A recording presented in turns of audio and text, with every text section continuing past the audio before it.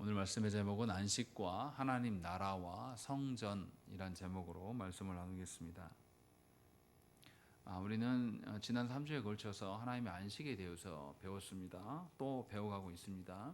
하나님께서는 창조의 목적이 안식에 있다는 것을 창조 기사에서 보여주십니다. 하나님은 6일 동안 말씀으로 없는 것에서 있게 하심을 보여주세요. 무엇인가를 존재하게끔 하는 일들을 6일 동안 하시고 7일째에 하나님은 우리가 안식할 수 있는 이 일을 힘쓰는 것을 보여줍니다. 그래서 우리는 창세기 2장 1절부터 3절 말씀에서 하나님이 안식일에 일하셨다라는 것들이 반복적으로 보여지는 것을 보았습니다. 그래서 6일 동안에 무엇인가 없는 것에서 있게 하시는 것, 이 모든 힘쓴 창조가 사실은 그 목적이 7일째의 안식에 있다라는 것을 극명하게 보여주는 것, 그리고 이것이 존재하는 모든 것들의 7일을 중심으로 살아갈 수 있는 삶의 원리가 되도록 하나님께서 제정해 주셨고, 그 원리가 지금까지도 우리에게 전속되어지는 것을 우리는 알 수 있습니다. 그래서 안식은 우리가 생각하는 것처럼 육적으로 쉬는 것이 안식이 아니라 하나님께서 6일 동안 힘써 일하라 하시고 마지막 7일 때는 뭘 하라고 하셨습니까? 하나님으로 인하여서 안식하는 일에 우리가 힘써야 될 것들, 그것을 보여주었습니다. 그래서 하나님의 안식일 가운데서는 우리는 하나님의 주권적인 다스리심을 믿으며 그 하나님께 순종하는 모습, 그래서 안식일에 안식하는 일에 힘써야 될 것을 우리가 알게 되었습니다. 그러나 우리의 삶은 어떻습니까? 우리의 삶은 하나님의 안식을 추구하지 않아요. 심지어 교회까지도, 특히 조국교회 안에서 안식이 무엇인지를 아예 알지 못합니다.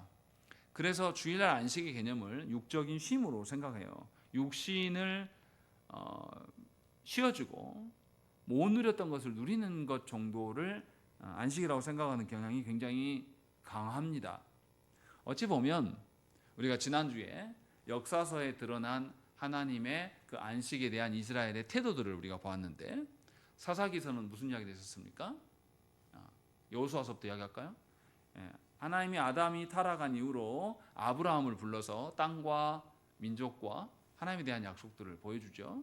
그리고 그 약속이 여호수아 때에 이르러서 이스라엘 백성들이 애굽에서 노예했던 자들이 구원을 받고 가나안 땅에 하나님이 다스리시는 그 나라를 세우라고 명령하셔서, 그래서 그들이 그 가나안 땅에 들어가요. 그래서 정복전쟁의 목적이 뭐냐면 하나님이 친히 다스리시는 그 땅 되게 하시기 위해서 그들이 그 땅에 들어갑니다. 그런데 이스라엘 백성들이 가나안 땅에 들어가서 하나님이 다스리시는 안식의 나라를 세워가는 것이 아니라 세상의 방식으로 살아가죠. 그래서 그들이 하나님을 따르지 않습니다.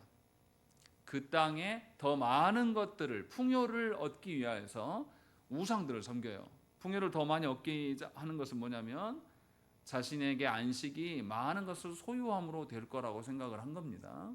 그런데 안식은 소유함으로 되어지는 게 아니라 우리가 하나님께 소유됨으로써 된다고 말씀드렸어요.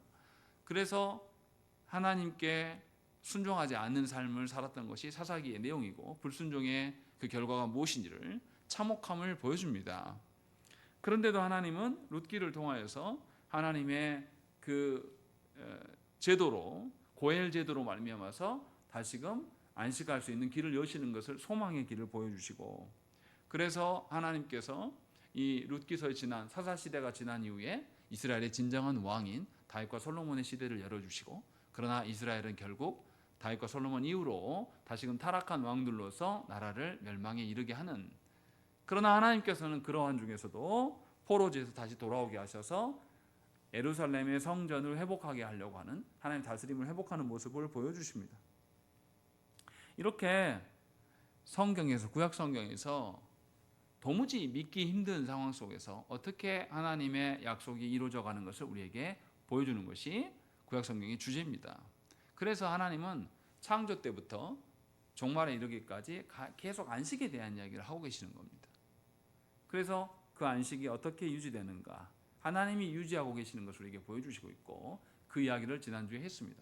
그럼 오늘 우리가 생각해야 될 것은 이 구약에서 계속적으로 이야기하고 있는 안식을 어떻게 우리가 유지할 것인가의 문제예요. 아까 서두에 말씀 것처럼 한국 교회는 안식에 관심이 없습니다. 하나님 주시는 안식으로 소망을 삼으려고 하지도 않아요. 이렇게 처참한 형국에서 어떻게 안식을 우리가 유지하며 살아갈 수 있는가라는 것을 보여주는 것이 오늘 말씀의 내용입니다. 그 이야기를 하려고 하는 거예요. 그럼 이제 하나씩 정리를 해보십시다. 성경에서 가장 먼저 안식의 개념이 나오는 것이 창세기 2장의 말씀이에요. 6일 동안 뭔가를 잊게 하시는 목적은 안식하게 하기 위함이다 라고 말해주는 것이 2장에서의 이야기입니다. 그래서 6일간 창조된 창조세계에서의 진정한 왕은 하나님이심을 우리에게 알려주는 것이 안식일의 개념입니다.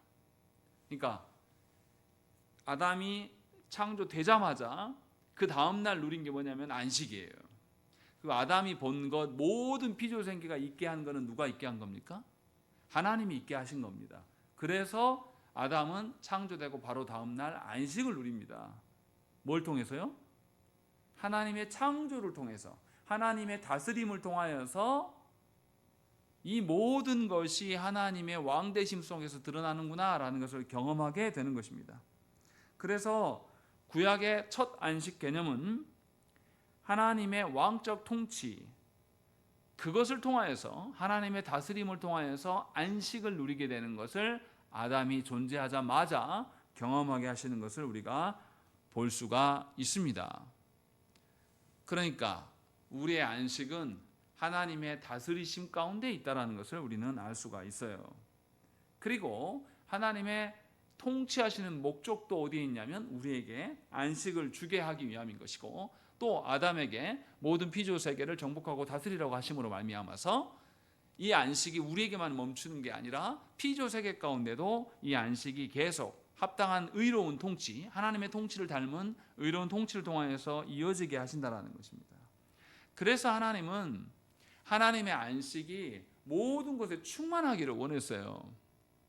그래서 사람에게 정복하고 다스리라고 명령하셨습니다. 그런 측면에서 생각을 해보면 창조세계는 원래 없었던 곳입니다. 없었던 곳인데 하나님이 창조세계를 만들어 놓고 그 창조세계에 하나님의 다스리심이 충만하게 드러나라고 하신 그런 측면에서 하나님의 어떠하심이 충만한 곳이 구약이 어디입니까?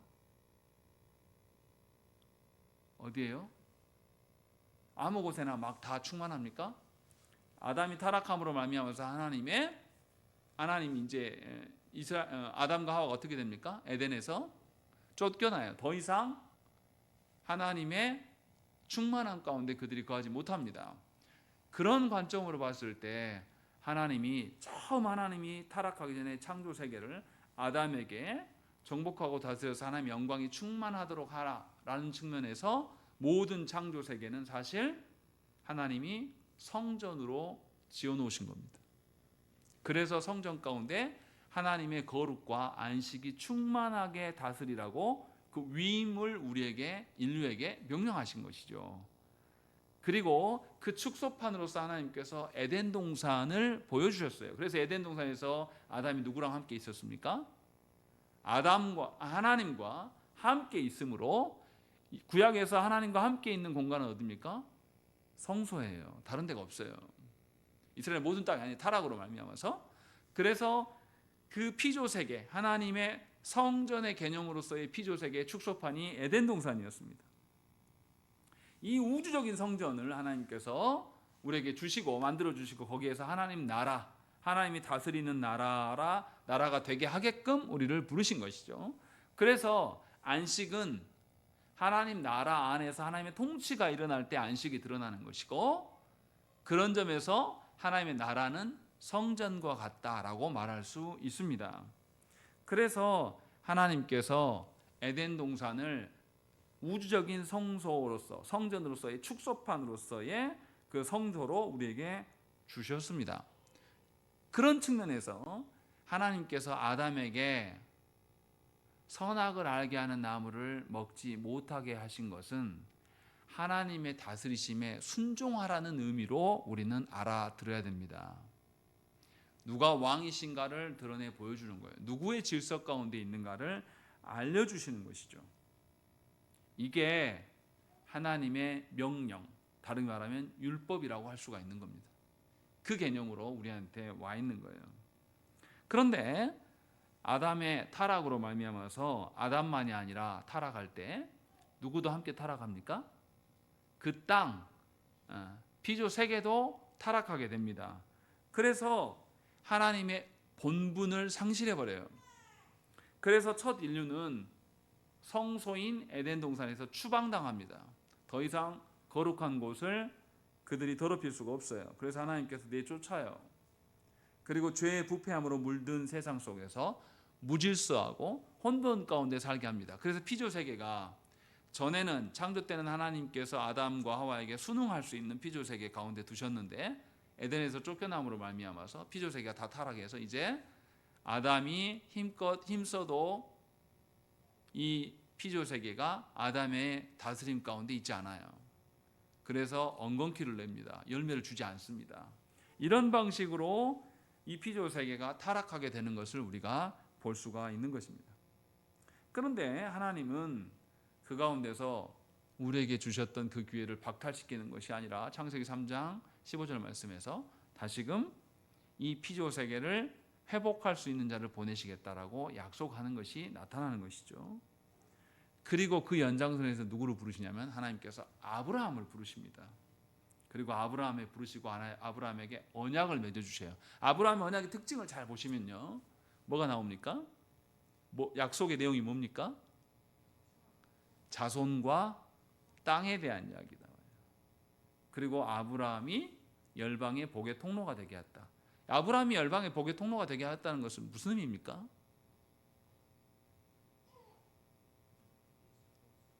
이거를 달리 말하면 지난주에 제가 말씀드렸는데 하나님이 아브라함의 하나님이 되어주시는 것, 다시 말하면 하나님께서 통치하시는 것을 보여주겠다는 거죠. 이것을 아브라함을 통해서 사람들이 보게 되는 거예요. 보세요. 땅이 있죠. 백성이 있습니다. 그리고 하나님 다스림이 있습니다. 그럼 이거 뭡니까? 하나님 나라예요. 하나님 나라.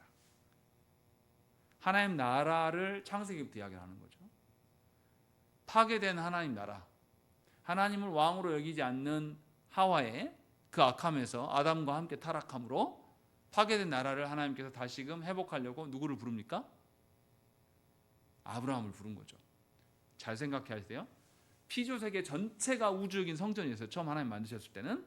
그런데 아담과 하와가 타락함으로 말미암아서 이제 피조세계 전체를 하나님의 성전으로 보지 않습니다. 그 중에 일부를 통하여서 하나님이 온 피조세계를 회복하게 날 미래의 날이 있을 건데 그 날의 증거로서 하나님께서 언약 백성을 불러낸 것이 아브라함입니다. 그래서 아브라함에게 하나님께서 내가 명한 땅으로 가라. 땅과 백성과 하나님의 다스리심을 드러내는 복의 통로가 되게 하시겠다라는 것은 하나님의 나라 되게 하시겠다고 한 겁니다.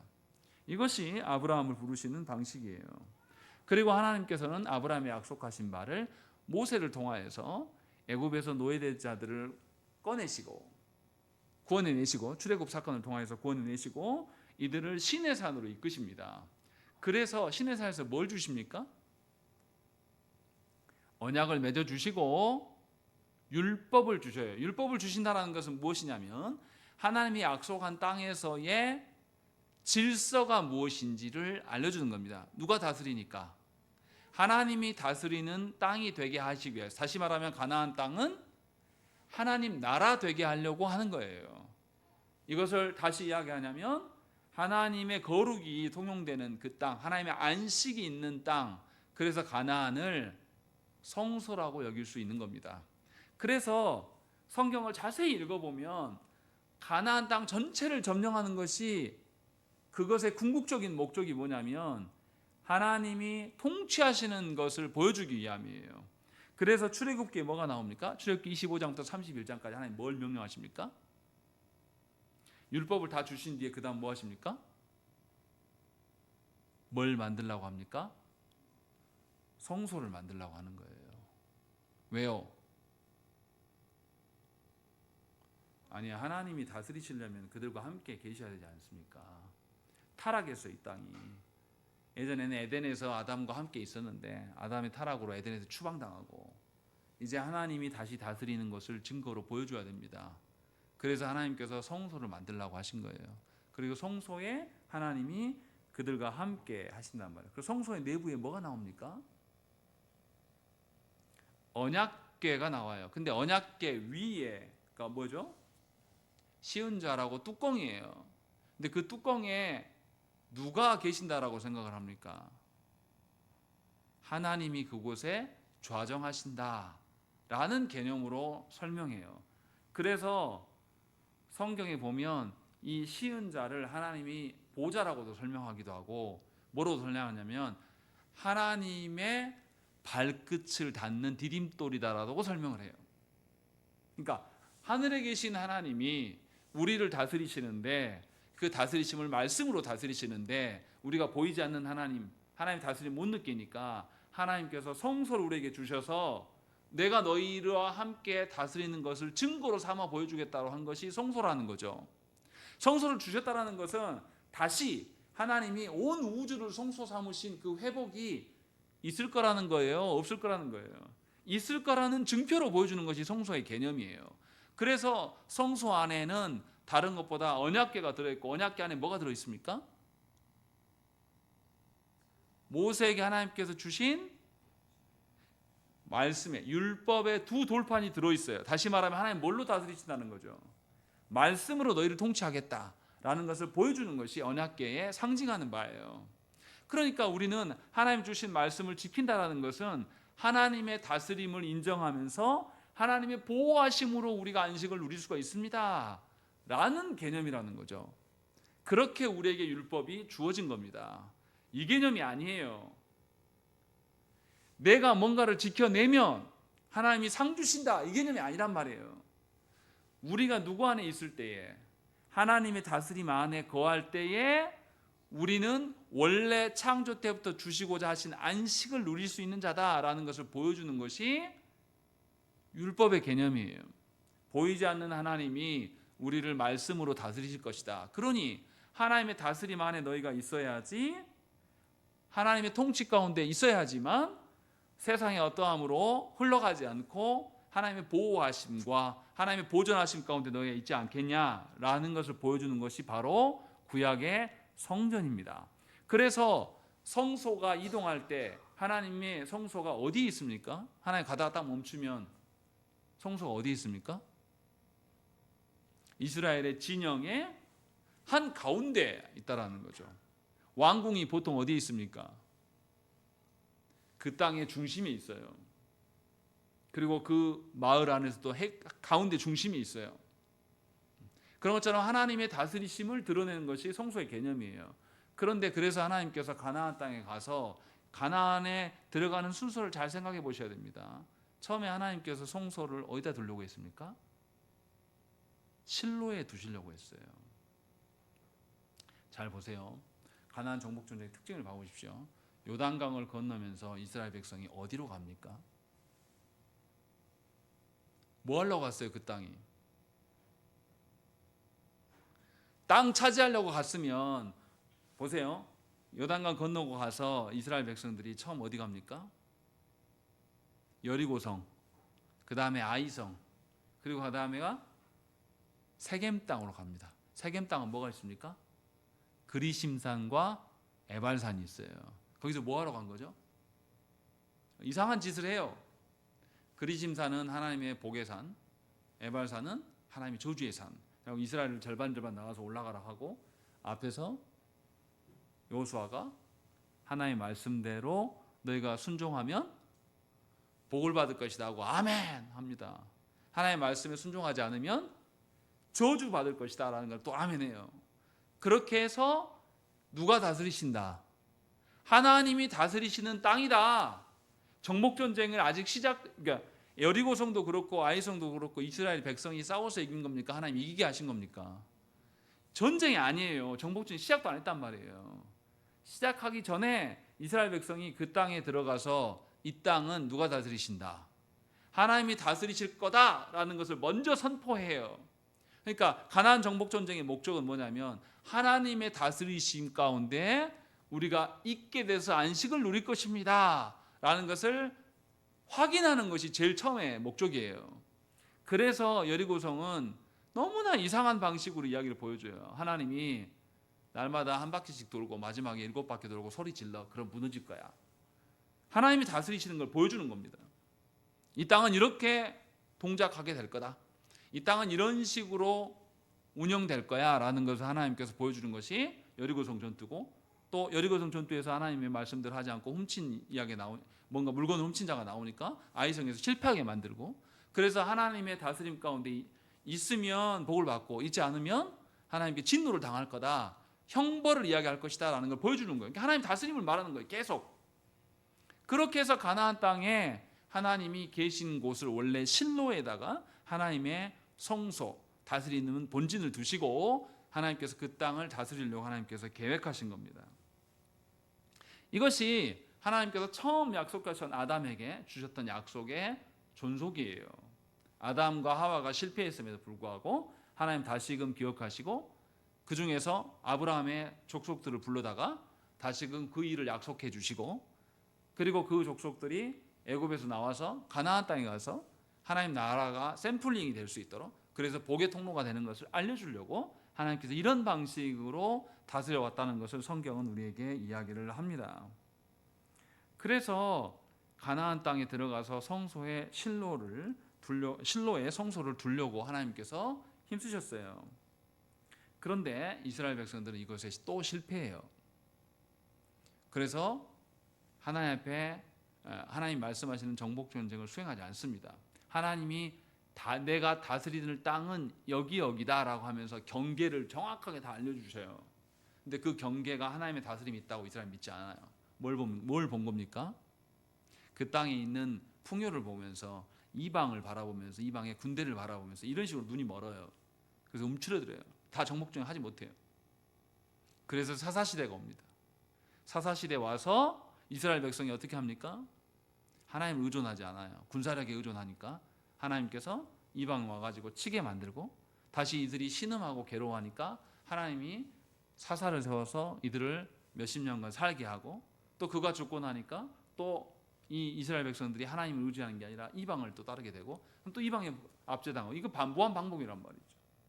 그렇게 해서 하나님의 다스림 것과 사람이 하나님을 떠난 것이 얼마나 차이가 나는지를 사사 한 명 한 명 보내실 때마다 현격하게 보여주시는 거예요. 그런데 이스라엘이 안 돌아와요. 돌아오지 않습니다. 실패해요. 그런데도 하나님 어떻게 합니까? 하나님께서는 그래서 실로에 성소를 두실 것을 하나님이 포기하십니다. 그래서 실로에 성소가 세우지 않아요. 그러나 하나님께서 어떻게 하냐면 왕의 시대를, 그러니까 하나님이 진정한 이들의 왕이고 다스림의 군주신데 이들이 하나님을 그렇게 믿지 못해요. 그래서 하나님 보이는 왕을 세웁니다. 그래서 사사시대 이후에 사무엘이 나오고, 사무엘로 인하여서 다윗이 세워지는 과정을 보여주는 겁니다. 그리고 다윗과 솔로몬 시대에 드디어 이 하나님이 약속하셨던 그 다스림의 땅을 완전히 다 수복해요. 그리고 누가 봐도 다윗 왕이 이스라엘만이 아니라 그 근동 모든 지방을 다스리는 군왕으로서 보여줘서 그 시대에, 다윗 시대에 이스라엘이 풍요와 안식을 확실히 누리는 것을 보여줍니다. 그렇게 해서 사사시대 때 완수하지 못했던 가나안 정복을 완수하게 하고 하나님의 온전하심이 세워지고, 누구 때에 성전이 만들어집니까? 솔로몬 시대 때에 드디어 성전이 만들어지고, 성경은 이것을 가지고 뭐라 그러냐면 안식을 누리게 되었다라고 하면 열왕기상 5장에서도 또 8장에서도 역대상 22장에서도 반복적으로 안식에 대한 이야기를 합니다. 하나님의 다스림이 있는 곳에 하나님의 안식이 있게 될 거다. 그리고 솔로몬 시대 때 솔로몬이 무역을 많이 해요. 무역을 하면서 어떻게 됩니까? 자기만 부유하게 되는 것이 아니라 주변국들도 다 부유해요. 그래서 열국의 복의 통로가 되는 것을 하나님이 증거해서 보여주십니다. 그러니까 아브라함 때부터 하나님이 약속하셨던 그 언약이 이스라엘 가운데에서 드디어 다윗과 솔로몬 시대에 완전히 이루어지는 것을 보여줍니다. 그러나 온 피조 세계가 회복된 건 아니죠. 가나안 땅에만 잠깐 드러난 것이죠.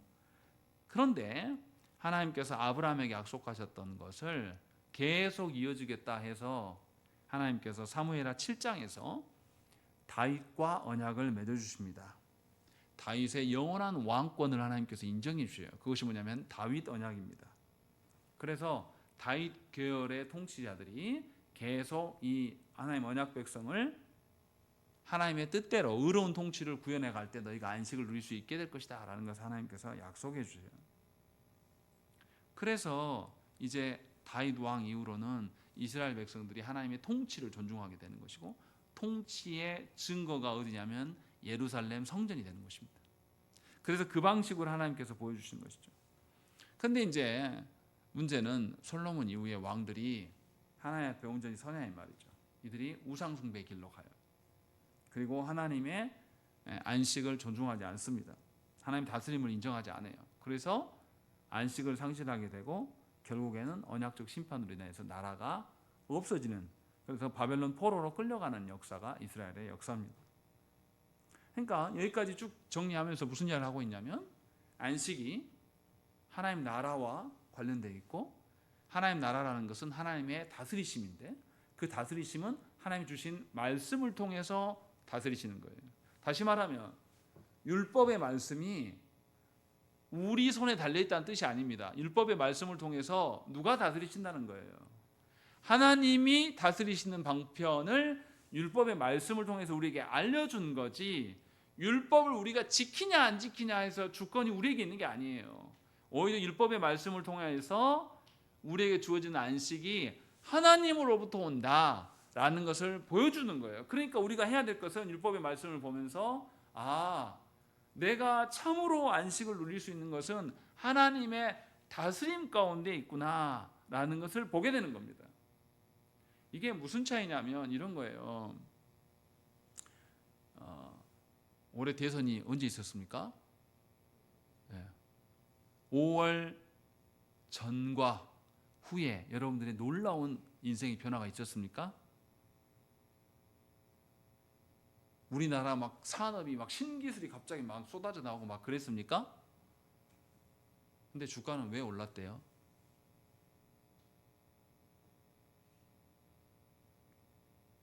뭔가 달라졌잖아요. 왜 그랬습니까? 대통령이 바뀌어가지고. 우리는 편안히 5월 전과 지금의 우리는 달라진 게 없어요. 생활이 비슷해요. 패턴이. 그런데 대통령 어떻게 지금 살고 있습니까? 회의를 주구장창해요. 그리고 어떤 대통령보다 해외 순방을 하는데 보세요. 이번에 어디 갔습니까? 이집트 갔다가 UAE 아랍에미리트 먼저 갔다가 이집트 갔다가 남아공 갔다가 터키 갔다가 그러고 왔어요. 이걸 일주일 만에 끝냈습니다. 무슨 말인지 다 와닿지 않으시죠? 기자들이 숙소에서 잠을 잔 게 아니라 어디에서 잠을 자요? 비행기에서 자요. 잠이 옵니까? 얼마나 피곤하겠어요. 지연자매 지난번에 튀르키예까지 몇 시간 탔어요? 비행기? 10시간. 10시간이면 편안히 누워서 그럽니까? 타는 것 자체가 곤욕이잖아요. 그런데 3일 밤낮을 비행기에서 보냈대요. 역대 대통령 중에 그렇게 한 사람이 없어요. 원래 일정이 없는 남아공까지 온 김에 가자 이렇게 해서 다 끼워 넣어 간 거예요. 그러니까 우리는 그대로인데 계속 대통령은 계속 일하고 다니는 거예요. 그래서 국가의 신용도나 주가가 우리가 한 게 없는데 막 올라요. 내가 무슨 말을 하려고 하는 거냐면, 이재명 대통령 칭송하려고 하는 게 아니라 그 지도자의 다스림이 어떠하냐에 따라서 백성들의 삶은 완전히 달라진다는 거죠. 다시 말하면 우리가 안식을 취할 수 있는 것은 우리 손에 있는, 우리의 능력에, 우리의 소유에 있는 게 아니라 하나님의 다스림 가운데 있다라는 거예요. 그 말을 하려고 하는 겁니다. 성경은 그 이야기를 보여주는 거예요. 그러니까 율법의 말씀은 우리 손에 달려서 지키고 안 지키고의 개념이 아니에요. 하나님의 다스리심이 여실히 드러날 수 있는 것이 뭐냐면 말씀이에요. 말씀의 원리를 알아야지 말씀이 우리 삶에 어떻게 작용되고 그 말씀을 통해서 누가 드러나요? 하나님의 열심히 일하심과 다스리심이 드러나는 거예요. 우리는 쉴 때 다 쉬고, 우리는 먹을 거 다 먹고, 우리는 쌀 거 다 싸고 이렇게 살아도 누구는 쉬지 않고 일하신다. 하나님은 여전히 우리를 보존하시기 위해서, 우리에게 안식을 주시기 위해서 변함없이 다스리심을 우리가 아둔하니까 뭘로 확인할 수 있다? 말씀으로만 확인할 수 있다라는 것을 보여주는 거예요. 그래서 하나님께서는 이 말씀, 언약을 맺어주시고 언약의 내용들을, 조약들을 율법의 말씀으로 우리에게 주신 겁니다. 그것이 시내산에서 보여주는 거예요. 하나님께서 그 방식으로 안식이 하나님의 다스리심 가운데 들어갈 때에 있는 거다라고 보여주는 거예요. 그래서 우리가 육신의 눈밖에 안 보이니까 하나님께서 성전을 짓게 하시고, 성전에 누가 계신다? 하나님이 그곳에 계시고, 하나님이 그곳에 계심을 통하여서 우리가 성전에 나아감으로 말미암아 하나님의 다스림 가운데 들어간다라는 개념으로서 성전을 주신 거예요. 하나님 나라만 계신 게 아니라 하나님의 다스림이 말씀으로 우리 가운데 있는데, 우리가 아둔하니까 성전을 통해서 그 하나님의 예루살렘의 성전에 있는 그 하나님의 어떠하심이 이 땅에서 이미 시작되고 있다. 그러니 이 시작이, 이스라엘의 왕들은 여기에만 하나님의 역사가 있다고 믿었는 게 아니라 예루살렘을 벗어난 모든 땅이 하나님의 다스리시는 곳이다라는 것을 의로운 통치를 통해서 드러내야 될 자라고 하나님께서 세우신 거예요. 이것을 확장해서 생각하면 교회의 직분자들은 자기만 복받고 잘 살려고 부른 게 아니란 말이에요. 교회의 모든 직분자들은 하나님의 다스리심이 말씀을 통해서 여실히 드러나 보이는 거고, 이것이 교회만이 아니라 교회 바깥에 있는 모든 피조세계, 하나님이 처음 창조하셨을 때에 제가 우주적인 성전이라고 표현했던 것처럼 우리가 거하는 모든 땅에 하나님의 다스림이 있고, 그러할 때 우리는 살 수 있다는 것을 보이라고 한 것이 뭐냐면 교회예요. 그래서 교회는 이 땅에 하나님의 다스리심을 알리고 하나님의 다스림의 원리가 무엇인지를 드러내야 될 자라고 성경은 말하고 있는 겁니다. 이것이 성경에서 우리에게 하나님의 다스림과 하나님의 성전과 하나님의 안식이 다 연결되어 있는 것이 우리에게 보여주는 겁니다. 이걸 모르는 성도는 하나님 앞에 가서 자꾸 이야기하는 거예요. 자기가 막 열심히 해요. 그래 놓고 하나님한테 가서 뭐라고 합니까? 본전 내놔, 내가 수고했잖아, 상급 주세요 라는 방식으로 이야기한단 말이죠. 자기 열심으로. 그러나 우리의 구원은 원래 삼위 하나님이 행하신 일이에요. 우리가 어떻게 한 게 아니에요. 우리는 삼위 하나님의 행하심을 믿고 삼위 하나님께 귀속되어져요. 하나님께 소유되어질 때에, 하나님의 다스림 가운데 거할 때에 우리는 하나님 나라를 보게 되는 것이고 하나님 안식을 경험하게 되는 겁니다. 그래서 그리스도인들이 이 땅만이 아니라 하나님 나라의 그 풍성함을 본 자들은 이 땅에 매이지 않게 돼요. 이 땅에서 내가 누릴 수 있고 살 수 있는 게 얼마나 되겠습니까? 이 땅에서 여러분들이 뭐 좋은 집에서 좋은 차를 타고 뭐 좋은 옷을 입고 호의호식하면서 사는 게 여러분들 몇 년이나 할 수 있습니까? 제가요 그렇게 인스턴트 좋아하고 했는데 이제 50주를 타기 시작하니까 별로 안 먹고 싶어요. 몸이 부담돼요. 그래서 한 번씩 원래 그런 사람이 아닌데 과일을 막 집어 먹습니다. 그래야 살 것 같거든요. 맛있어서 먹는 게 아니라 그래야 내 몸이 좀 이렇게 깨끗해지는 느낌을 받아요. 눈도 더 떠지고. 이제는 살려고 먹는 거죠. 전에는 맛있어서 먹었는데. 이런 식으로 제가 바뀌는 거예요. 이 땅에 있는 거는 얼마 지속되지 않습니다. 그런데 하나님께서 영원한 그 나라를 우리에게 말씀하셨어요. 그리고 그 나라를 지향하며 살려고 하신 거죠. 이것이 안식이에요. 그래서 하나님의 다스림과 하나님의 안식 주심은 연결되어 있습니다. 따로 놀지 않아요. 그러니까 하나님께 순종하지 않는 자는 안식이 없습니다. 하나님의 말씀에 어떠함을 모르는 자가 어떻게 안식을 알겠습니까? 모르는 거예요. 그래서 조국교회 성도들은 어떻습니까? 하나님의 말씀을 모르니까 안식도 모르는 겁니다. 그래서 조국교회 성도들은 어떻게 해요? 뭐 때문에 슬픕니까? 이 땅의 일로 슬프잖아요. 하나님 나라의 하나님 나라의 일들로 여러분 슬프십니까? 솔직하게 마음에 손을 얹고 하나님의 이름이 정광훈이나 소년모나 이 미친 인간들 때문에 하나님의 이름이 세상에서 더럽힘을 받고 무시당하고 이런 거 보면은 화 안 나십니까? 저는 영화나 연예계나 뭐 이런 건에서 항상 나오는 주제가 있어요. 기독교 비판입니다. 영화 잘 봐보세요. 갑자기 뜬금없이 십자가가 막 나와요. 사창가를 그리고 있는데 뒤에 십자가가 딱 나와요. 교회를 비판하는 겁니다. 영화 같은 데 보세요.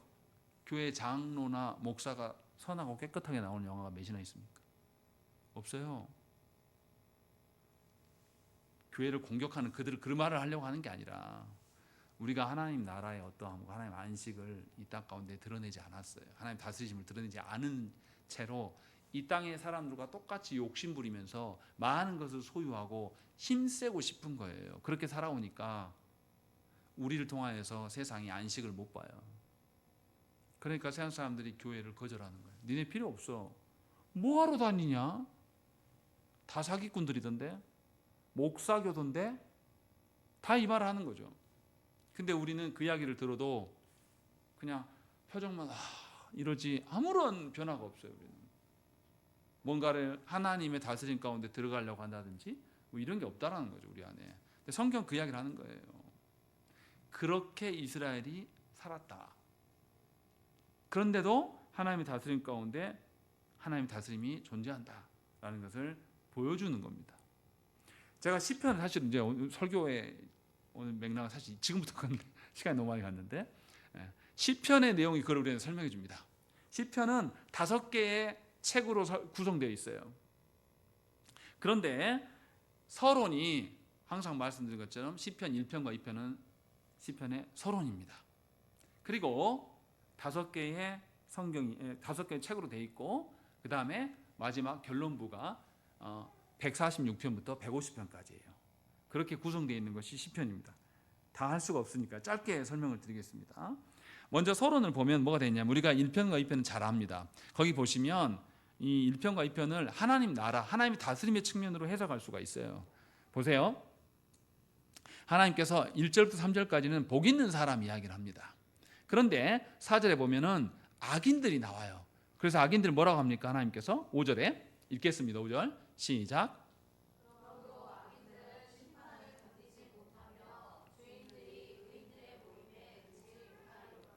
예, 여기서 시편 1편의 구조는 의인들과 악인들을 하나님께서 딱 구별하십니다. 구별하신다고 해서 구별해가지고 악인들은 심판하시겠다라고 말씀해요. 이게 뭡니까? 의인들은 이렇게 빼고 악인들은 이렇게 심판하겠다. 이게 하나님의 다스림입니다. 하나님의 왕되심을 보여주는 거예요. 그리고 2장에서 보면 뭐라고 되어 있냐면 하나님이 다스리시는데도 불구하고 2장 1절 봐보세요. 이방 나라들이 분노하며 민족들이 헛된 일을 꾸미는가 라고 이야기하는 거죠. 그리고 2절에 뭐라고 합니까? 세상의 군왕들이 나서며 관원들이 서로 꾀하여 여호와와 그의 기름 부음 받은 자를 대적하며 라고 되어 있어요. 하나님의 다스림을 모르기 때문에 이 사람들은 하나님의 다스림이 있다라고 말하는 사람한테 무시하는 거예요. 어디 있냐 하나님이. 있으면 한번 해봐. 내가 니네들을 칼로 막 죽이는 테 니네 신이 있다면 와봐. 와서 벌할 거 아니냐. 다스림 있다면 해봐 라고 하면서 막 나댄다는 거죠. 그러니까 그것에 대해서 하나님께서 진노하신다라는 것이 2장의 말씀이에요. 그래서 4절에 뭐라고 합니까? 3절부터 볼까요? 우리가 그들의 맨 것을 끊고 그의 결박을 벗어버리자 하는도다. 이것은 뭐냐면 하나님의 통치를 벗어나서 살자. 하나님 없어 라고 하면서 세상의 왕들이, 세상의 권세 잡은 자들이 이렇게 이야기하니까 4절에 뭐라고 합니까? 하늘에 계신 이가 웃으심이여 주께서 그들을 비웃으시리로다 라는 것이죠. 세상의 권세 잡은 자들이 하나님 없는 것처럼 마음대로 살아가는데 하나님께서 그들을 내버려 둘 것 같냐라고 이야기하는 거죠. 사실은 이건 누구를 향해서 하시는 말씀이냐면 이스라엘 백성들을 향해서 말씀하는 거예요. 이스라엘의 왕들이 솔로몬 이후로의 왕들이 하나님 계시지 않는 것처럼 살았단 말이에요. 조국 교회의 직분자들이 하나님 계시지 않는 것처럼 세상 사람들과 동일한 방식으로 살아가는 것에 대해서 하나님이 비웃으시는 거예요. 니네가 하나님이 주신 가정에서, 하나님이 주신 교회에서 하나님이 다스리시고 통치하시는데 감히 세상의 방식으로, 세상에 잘 되는 방식으로 자녀들을 팔아먹고 교회를 세상화, 세속화 시켜버리는 일에 대해서 하나님이 비웃을 것이다, 그 이야기를 하고 있는 겁니다. 그래서 하나님의 다스림이, 하나님의 나라의 통치가 시편 1편과 2편에 나와요. 다시 말하면 서론에서 이야기를 하고 있다는 것은 시편 전체의 주제가 뭐라는 거예요? 하나님의 다스림을 말하는 거예요. 그것을 말하려고 하는 겁니다. 그래서 시편을 크게 5권으로 구별할 수 있다고 했는데요. 제일 첫 번째 권은 3편부터 41편까지의 말씀입니다. 그리고 이 권은 42편부터 72편으로 나눠서 설명해요. 그런데 1, 2편은 시편 1편과 2편은 하나님의 통치와 하나님의 다스림에 대한 이야기, 그리고 하나님이 세우신 지도자들이 하나님의 통치의 대리자로서 의로운 통치, 하나님의 순종하는 통치를 해야 되는데 그렇지 않음에 대해서 하나님이 진노하시는 것, 하나님 심판하실 것들에 대한 이야기를 쭉 설명합니다. 그리고 나서 이제 하나님의 어떠하심을 역사적으로 드러내 보이는 것이 3편부터의 쭉 이야기예요. 그러니까 1, 2편에서 핵심을 우리가 알아야 돼요. 1, 2편에서 뭐가 나오냐면 하나님께서 온 세상의 왕이심을 드러냅니다.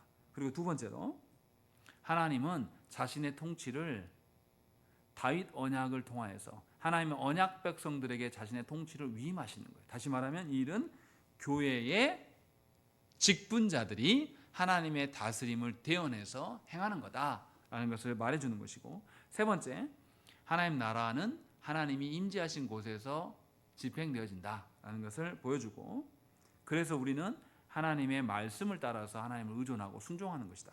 다섯 번째는 이 하나님의 다스리심이 우리 시대에만 끝나는 게 아니라 계속 미래적으로도 이어질 것이고 장래를 예견하는 것이다 라는 것을 보여줍니다. 그래서 우리는 하나님의 다스림 가운데 거해야 될 것들을 시편 1편과 2편에서 봅니다. 그리고 이제 이 내용들을 구체적으로 설명하는 게 5권이라고 했잖아요. 각각의 권이 그것을 설명해 줍니다. 먼저 1권과 2권은 아까 제가 말씀드린 대로 3편부터 72편까지가 1권과 2권의 내용입니다. 근데 거기서 주로 이야기하는 것이 뭐냐면, 여기에 뭐가 나오냐면 대부분이 다윗 시편이에요. 다윗의 고백이 나옵니다. 그런데 다윗 왕조의 견고함을 보여줍니다. 근데 이상할 정도로 3편부터 41편에서 24개의 시가 탄식시입니다. 다윗이 하나님의 지도자로서 세움을 받는데 다윗이 바로 왕이 됩니까? 아니요. 다윗은 왕 되기 전에 처절한 것을 경험해요. 자기 장인한테 쫓김을 받아요. 그리고 자기 아내도 자기를 버립니다. 그리고 죽을 뻔한 위기를 계속 하고 심지어 이방 땅까지도 갔다가 넘어오는, 그래서 다윗이 계속 탄식합니다. 계속 배신당하는 이야기. 그래서 시편 1권이 시작하는 3편부터 1권이 끝나는 41편, 이 두 편이 탄식시의 주요한 탄식시입니다. 자기의 고뇌, 다윗이 얼마나 배신당하는가라는 것을 보여줘요. 그런데도 불구하고 하나님께서는 그 다윗을 지키시고 돌보셔서 그를 왕으로 세우신다. 그래서 다윗의 왕과 하나님의 언약 백성의 그 지도력은 견고할 것이다 라는 것을 설명해 주는 것이 시편의 3편부터 72편까지의 내용입니다. 그 이야기를 우리에게 보여줘요. 우리는 여기서 뭘 알 수 있습니까? 보여지기로는 위기 가운데 있을 수 있어요. 다윗의 생애를 봐도 위기의 연속이었습니다. 왕 되기 전에 또 위기가 있었고, 왕이 되어서도 누구로부터 위기를 받습니까? 아들로부터. 얼마나 참혹합니까? 아들이 내 자리를 노리고 나를 죽이려 한다고 했을 때 그런 일을 겪어도 다윗이 다시 회복해요. 무슨 말을 하고 있냐면, 다윗이 그래서 탄식하는 내용들을 가만히 살펴보면 하나님 원망합니까? 원망하지 않아요. 다윗은 굉장히 곤고한 중에도 뭐 하냐면 내가 하나님께 나아가고 싶습니다. 내가 생명의 위협을 느껴서 이방 땅으로 도망한 것, 그리고 하나님이 살려주신 것을 통해서 뭐냐면 자기의 믿음 없음, 하나님 온전히 신뢰하지 못함에 대해서 하나님께 탄식하는 거예요. 그래서 다윗은 사람들의 공격이 있을 때마다 그 사람 하나님 죽여버리세요, 하나님 그 사람 원수가 보여서, 이렇게 말하지 않는단 말이에요. 계속해서 무슨 이야기 하냐면 하나님 어디 계십니까? 내가 사는 것은 내 원수를 물리치는 게 살 길이라고 말하지 않아요. 다윗은 이 원수도 누구 손에 있다? 하나님 손에 있지 않습니까? 나를 살펴주십시오. 내가 하나님의 계신 성소에 나아갈 수 없는데 내가 새라면 날아가서 광야에서 하나님 독대하고 싶습니다. 그런 이야기에, 그런 탄식의 내용들이 주로 나오는 거예요. 여기서 우리는 힌트를 얻을 수 있어요. 우리 시대처럼 교회까지 타락해가지고 하나님의 다스림을 인정하지 않는 시대가 어디 있습니까? 우리도 마찬가지잖아요. 교회 안에 있을 때만 하나님 다스림을 이야기하지 저 문 밖을 나가고 나면 우리가 정한 대로 살지 않습니까? 성도라고 해도 우리는 어떻습니까? 일주일 내내 하나님 안에서 살려고 합니까? 안 그래요. 예배도 딱 자기가 정한 시간만 드립니다. 더 이상 아무리 건면해도 나오지 않아요. 그래서 교회들이 텅텅 비어요. 주일 낮 예배 때 숫자와 수요일 때 숫자가 차이가 형격하게, 모든 교회가 다 그럽니다. 하나님이 교회를 통하여서 공적인 예배의 자리로 부르셨는데도 우리는 나아가지 않아요. 하나님 다스림을 아무도 인정하지 않는 거죠.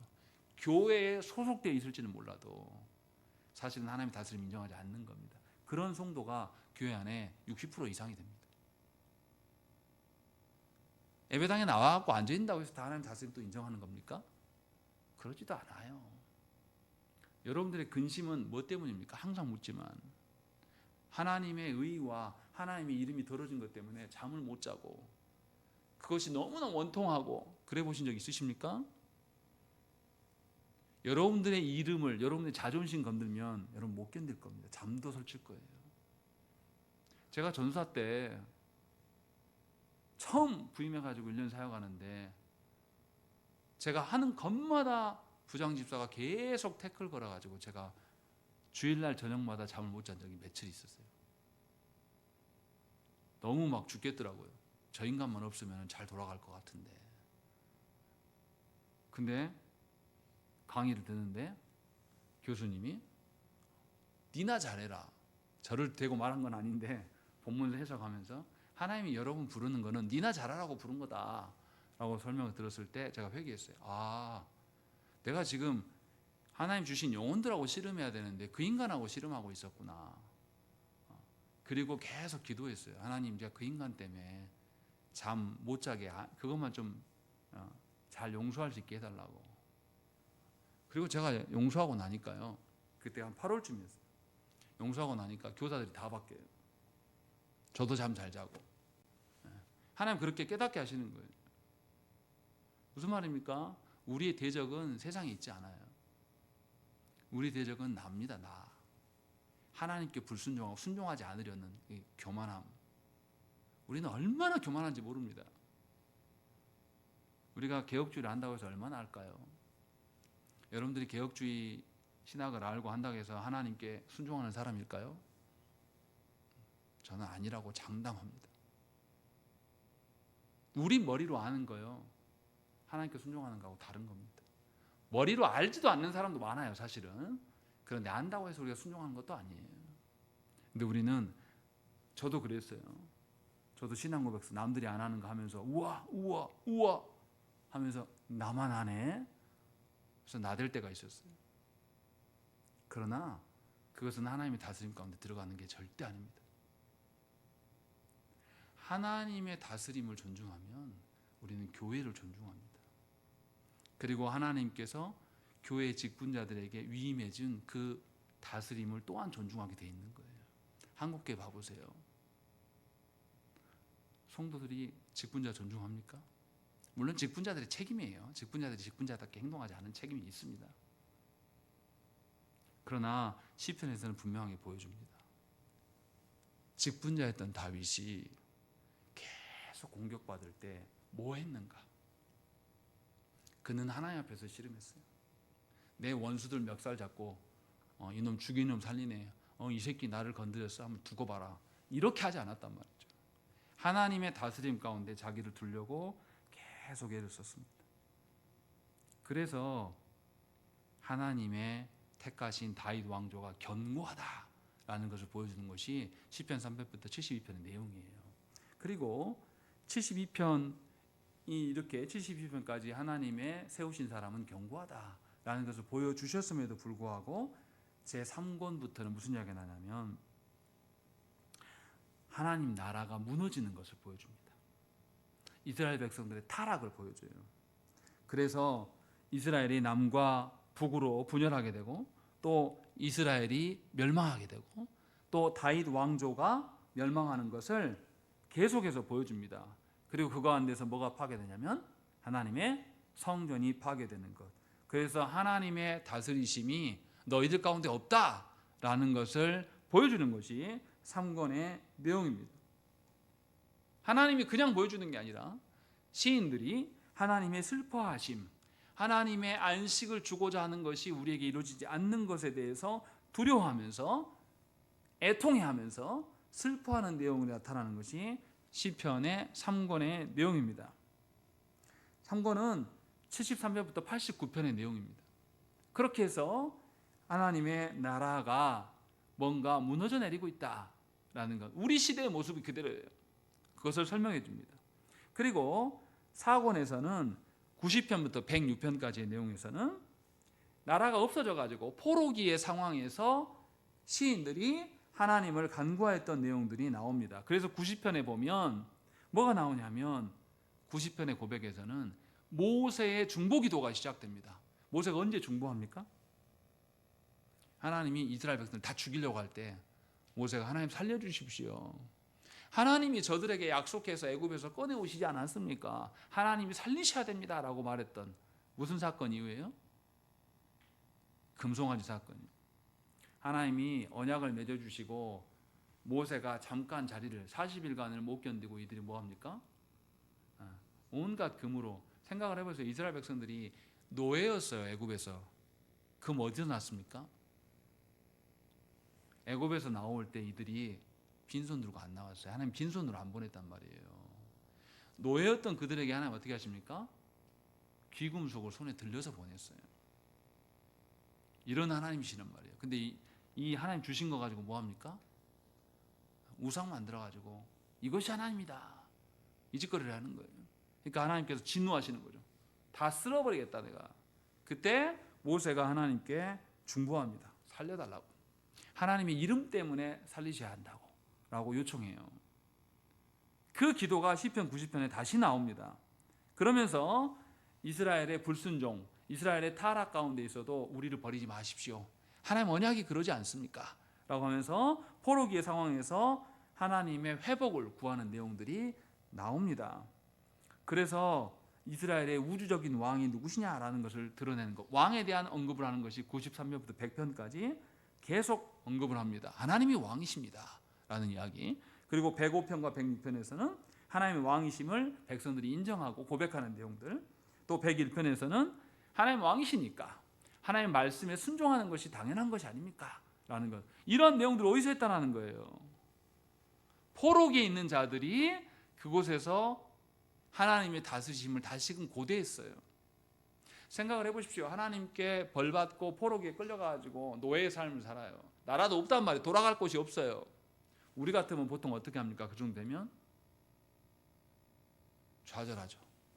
낭망하죠. 하나님 언약 백성으로서의 정체성을 버리고 이제 우리는 어디 땅에 산다. 이 바벨론 땅에 사니까 나는 이 나라 사람 돼야지 하고 어떻게 하죠? 우리는 그 나라 백성화 될 겁니다. 그런데 놀랍게 시편에서는 무슨 이야기 하냐면 모세의 중보를 떠올리면서 하나님께 다시 구하는 거죠. 우리를 불쌍히 여기시고 회복시켜 달라. 누가 이렇게 하겠습니까? 나라가 없어지고 모든 것이 다 망한 상황에서도 하나님의 다스림을 인정할 줄 아는 사람들, 그 고백들이 시편에 계속 나오는 거죠. 그래서 이스라엘의 반역의 역사를 다 하나님께 낱낱이 고백하고 회개하는 내용들이 나타납니다. 그리고 하나님의 언약을 다시금 소망해요. 이게 놀라운 것이죠. 그리고 마지막 제5권에서 하나님이 응답하셨다라는 것을 찬양합니다. 그래서 이 내용들은 뭐냐면 포로기에서 돌아온 자들의 고백이 마지막 5권에서 나타납니다. 107편부터 145편까지 내용이 포로기에 있던 자들이 돌아오는 그런 상황들에 대해서 고백하고 있는 것이에요. 이렇게 시편 전체에서는 하나님의 다스림에 대한 모습들을 계속 그려내고 있는 겁니다. 하나님이 택한 다윗 언약의 그 언약의 족속들이 얼마나 견고하고 강인한가를 먼저 말하고, 그러함에도 타락함으로 말미암아서 이들이 하나님의 심판 가운데 임하는 것, 심판 속에서 하나님의 언약을 떠올리면서 다시금 회복을 강구하는 것들, 그리고 드디어 하나님께서 이들을 다시금 회복해 하시는 내용들, 이렇게 설명하고 있어요. 그리고 146편부터 150편까지 이제 결론부에서 나오는데, 결론부는 재밌어요. 공통된 요소가 있습니다. 5개 시편에 처음과 끝이 다 뭐라고 되어 있냐면 할렐루야로 시작합니다. 시작도 할렐루야, 끝도 할렐루야. 뭐 하고 있는 겁니까? 하나님을 찬양합니다. 하나님이 우리를 이렇게 버리지 않으시고 하나님께서 우리를 했기 때문에 우리는 찬양합니다. 그래서 146편은 개인적인 하나님을 찬양, 147편과 149편은 공동체적으로 하나님을 찬양하는 것, 그리고 148편과 150편은 사람만이 아니라 누구까지도, 모든 피조물이 호흡이 있는 모든 존재는 하나님을 찬양해라 라는 이야기로 나오고, 150편에는 할렐루야가 계속 나옵니다. 무슨 말입니까? 150편에서는 하나님의 안식이 우리 가운데 회복되고 있다라는 이야기를 전망하는 거예요. 미래를, 우리의 종말 때 예수께서 오셔서 우리를 다 회복하실 것이다 라는 것을 보여주는 것이 시편의 찬양입니다. 그래서 146편부터 150편까지의 내용들은 뭐냐면, 이들이 뭘로 찬양하냐면 하나님의 하신 일로 찬양해요. 우리의 어떠함으로 찬양하는 게 아니라 하나님의 어떠하심으로 찬양하는 거. 이걸 우리가 뭐라고 합니까? 성령이라고 하는 거예요. 하나님의 영광으로만 찬양하는 거예요. 그렇게 해서 그리스도를 전망할 수 있게끔 만들어요. 이게 시편의 기능입니다. 첫 하나님께서 창조하셨을 때 온 피조세계 전체를 우주적인 성소로 만들어 놓으시고 그 안에 안식이 충만하기를 하나님 원하셨어요. 그런데 첫사람의 타락으로 말미암아서 우리는 다 피폐해졌습니다. 그때 하나님은 예수 그리스도를 약속하시고 구약의 이스라엘 백성들 중에 특정한 사람들을 구원해내시고 그들에게 하나님의 다스림이 무엇인지를 계속 보여주시면서 안식을 이들에게 맛보게 하셨어요. 그리고 종말에 예수 그리스도를 통하여서 이것을 기대하게 만든단 말이죠. 이게 구약의 내용이에요. 그래서 구약에서 이스라엘이 불순종으로 나라까지 다 없어졌지만 다시금 하나님께서 회복하게 하심으로 말미암아서 하나님의 다스림이 우리한테 완전히 회복하게 될 날이 있을 것이다 라고 하면서 누구를 기다리게 합니까? 예수 그리스도를 기다리게 할 수 있도록 만드는 것이 시편의 장치입니다. 그래서 성경에서 분명하게, 구약 성경에서는 불의한 상황 가운데 있는 성도들에게 당신들이 무엇에 힘써야 되는가라는 걸 이렇게 보여줍니다. 특히 다윗의 고백이 많이 나와요. 저와 여러분들이 처해 있는 이 조국 대한민국의 상황은 풍요에 눈이 멀어버린 시대를 살고 있습니다. 모든 주제가 뭐로 돌아갑니까? 경제예요. 경제. 이 땅에는 정의 좋아하지 않습니다. 젊은이들이 언제 공정 이야기합니까? 언제 공정 이야기해요? 남 잘 되는 거 별로 좋아하지 않아요. 남이 이렇게 혜택 받는데 나 못 받으면 공정, 그때 이야기를 합니다. 근데 그 공정도 언제 공정입니까? 제가 젊은이들을 보면서 안타깝게 생각하는 것은 뭐냐면 굉장히 선택적인 정의를 이야기합니다.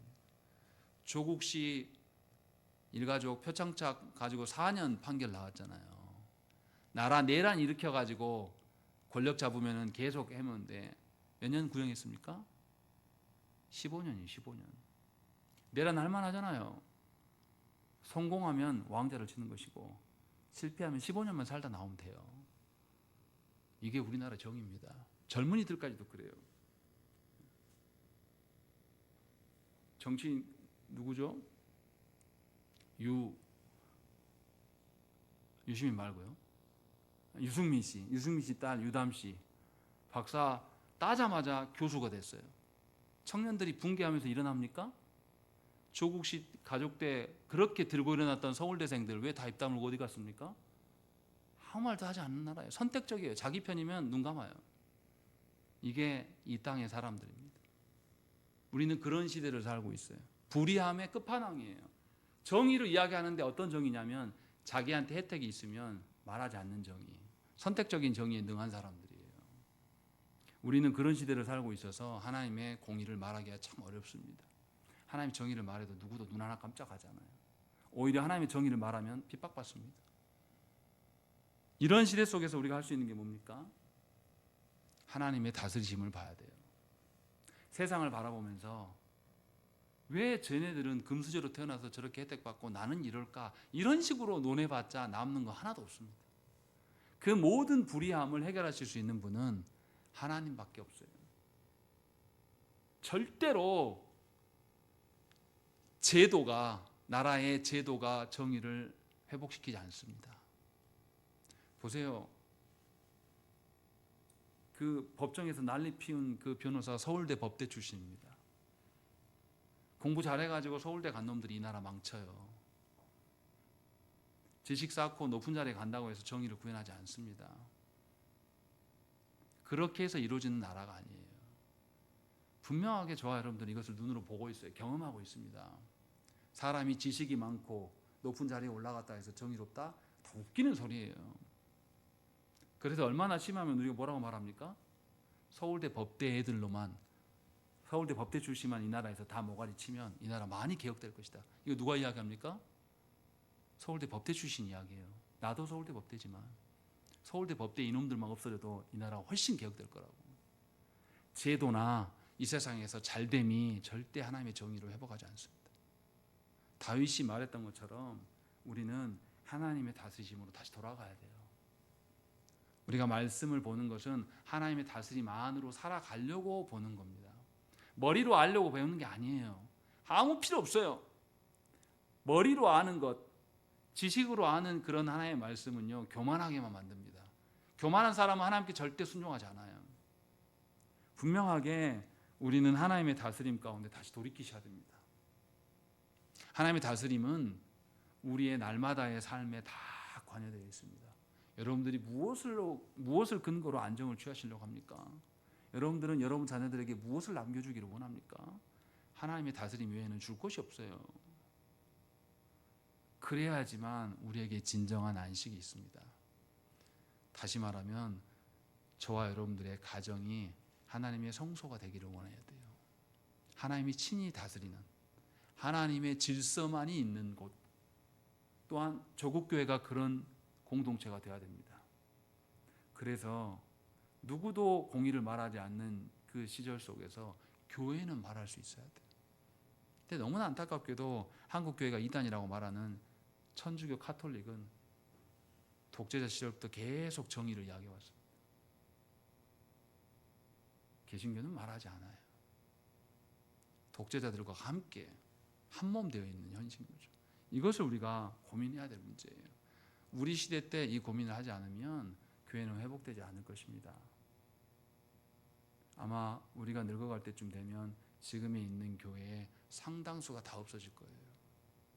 그리고 우리 자녀들은 교회의 몰락을 보면서 하나님 없다 이렇게 말하게 될 겁니다. 우리가 교회 안에 있고 우리 자녀가 세례를 받는다고 해서 안정된 게 아닙니다. 하나님의 다스림 가운데 우리 자신을 돌이켜야 돼요. 하나님의 말씀으로 다시금 하나님의 다스림으로 돌아갈 수 있기를 소망해야 됩니다. 이게 교회의 존폐 방식이에요. 분명하게 하나님 앞에 서시기를 원합니다. 영원한 안식은 하나님 외에는 없어요. 하나님의 그 다스림 속에서 안식을 취하시고 여러분들 안에만 안식이 머무는 것이 아니라 이 땅이 하나님의 다스리심으로 모든 피조세계가 모든 믿지 않는 영혼들까지도 하나님의 안식을 구할 수 있기를 또 그것을 줄 수 있기를 소망하는 우리 모두가 되기 위해서 함께 기도하시며 힘쓰시기를 빕니다. 함께 기도하시겠습니다.